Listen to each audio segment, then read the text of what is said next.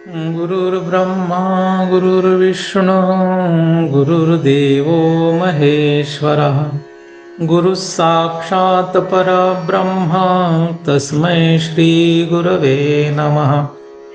वसुदेवसुतं देवं कंसचाणूरमर्दनं देवकी परमानन्दं कृष्णं वन्दे जगद्गुरुं। हरि ओम तत्सत् हरि ओम तत्सत् हरि ओम तत्सत्। सद्गुरुनाथ भगवान की जय। चैतन्य आश्रम आळंदी देवाची, पुणे, महाराष्ट्र, भारत। संस्थापक ब्रह्मीभूत सद्गुरु श्री अनाप महाराज, इनकी असीम कृपा से श्री विद्यारण्य स्वामी एवं श्री भारती तीर्थ मुनि विरचित पंचदशी इस ग्रंथ का हम लोग अध्ययन कर रहे हैं। इस वर्ग में आप सभी लोगों का पुनः स्वागत है। तत्व विवेक प्रकरण 1 में आज हम लोग 19 क्रमांक का यह श्लोक देखेंगे। सत्वांशैः पंचभिस्तेषां क्रमाद्धीन्द्रियपञ्चकम् श्रोत्रत्वक्क्षिरसनघ्राण आख्यम उपजायते। अवतरणिका। भूतों की उत्पत्ति का वर्णन करने के बाद ज्ञानेन्द्रिय की उत्पत्ति का वर्णन करते हैं। पदच्छेद और शब्दार्थ। सत्व अंशैः, सत्व अंश के द्वारा, पंचभीः, पांचों के द्वारा, तेषाम उनके, क्रम से, धी इंद्रिय पंचकम ज्ञानेन्द्रिय पंचक, श्रोत्र त्वक अक्षि रसन घ्राण आख्यम, श्रोत्र त्वक नेत्र रसना घ्राण नामक, उपजायते उत्पन्न होता है। अन्वय। तेषां पंचभिः सत्वांशैः क्रमात् श्रोत्र त्वक् अक्षि रसन घ्राणाख्यम धी इंद्रिय पंचकम उपजायते। अन्वयार्थ। उनके, पांचों के द्वारा, सत्व अंश के द्वारा, क्रम से श्रोत्र त्वक नेत्र रसना घ्राण नामक ज्ञान इंद्रिय पंचक उत्पन्न होता है।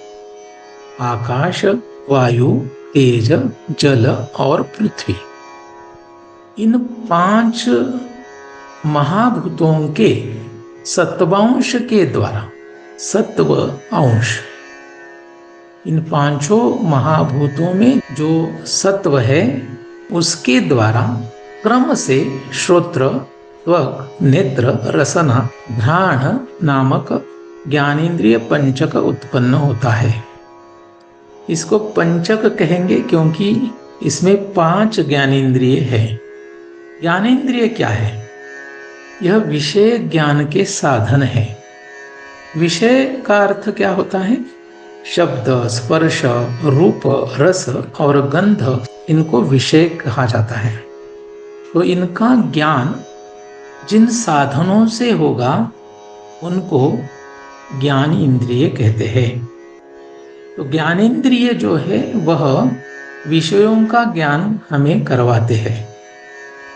इसको और अच्छे से समझने के लिए यहाँ पर पहले से थोड़ा सोचते हैं। सबसे पहले हम लोगों ने देखा कि जो परम तत्व है वह ब्रह्म है और इस ब्रह्म में मूलभूत प्रकृति का आरोप होता है।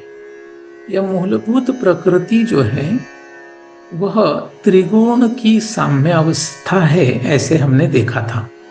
इसका अर्थ 3 गुण समान रूप से जब रहते हैं, समस्थिति में जब रहते हैं, तब उसको हम मूलभूत प्रकृति कहेंगे।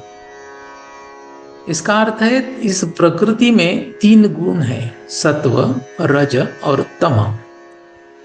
तो यहाँ पर इस श्लोक में जो अभ्यास दिया है, इससे हमें यह पता चलता है कि इस प्रकृति का जो तम अंश है वो अगर ज्यादा है तो इस तम अंश को हम तम प्रधान कह सकते हैं। तो यह मूलभूत प्रकृति जब तम प्रधान है, माने कि उसमें तम अंश ज्यादा है, तो ऐसी तम प्रधान प्रकृति से आकाश, वायु, तेज, जल और पृथ्वी, इनकी उत्पत्ति होती है। यह जो पंच महाभूत है यह त्रिगुणात्मक है। त्रिगुणात्मक क्यों है? क्योंकि इनका जो कारण है वह प्रकृति त्रिगुणात्मक है। तो कारण का जो भी गुण है, सत्व, रज, तम, वो तीनों गुण इन पंच महाभूतों में आ जाएंगे। लेकिन इनकी जो उत्पत्ति होती है मुख्य रूप से तम गुण ज्यादा होने के कारण होती है। इसका अर्थ इसमें रज और सत्व नहीं, ऐसा नहीं है। तम गुण ज्यादा है, सत्व रज कम है। तो इस तरीके से पांचों महाभूतों में तीन गुण है ही। यह पांच महाभूत, इनको पंच तन्मात्रा भी कहा जाता है। तो तम प्रधान प्रकृति से पंच तन्मात्राओं की उत्पत्ति हुई। हर महाभूत में सत्व गुण है। तो इस सत्व गुण का अस्तित्व आकाश में है, वायु में है, तेज में है, जल में है और पृथ्वी में भी है। तो इनके सत्व अंश से ज्ञानेंद्रिय की उत्पत्ति होती है, ऐसा इस श्लोक में कहा है। तो यह जो ज्ञानेंद्रिय है वह विषय ज्ञान के साधन है, ऐसे हमने अभी डिस्कस किया है। तो सत्वांश माने कि आकाश के सत्वांश से एक इंद्रिय उत्पन्न होगा और उसको श्रोत्र कहेंगे। वायु के सत्वांश से त्वक इंद्रिय होगा, तेज के सत्वांश से नेत्र, जल के सत्वांश से रसना और पृथ्वी के सत्वांश से घ्राण। ऐसे पांच इंद्रिय उत्पन्न होंगे। यह जो पांच इंद्रिय हैं कहाँ पे रहते हैं? श्रोत्र इंद्रिय कान में रहता है। हमारा जो स्थूल शरीर है इसमें जो कान हमें दिखाई देता है उसमें वह रहता है। कुछ लोगों को ऐसे लगता है कि कान ही श्रोत्र इंद्रिय है। तो कान यह श्रोत्र इंद्रिय नहीं है। साधारण रूप से हम उसको कहते हैं कि श्रोत्र इंद्रिय है, लेकिन कान में श्रोत्र इंद्रिय सूक्ष्म रूप से रहता है, वो दिखाई नहीं देता है।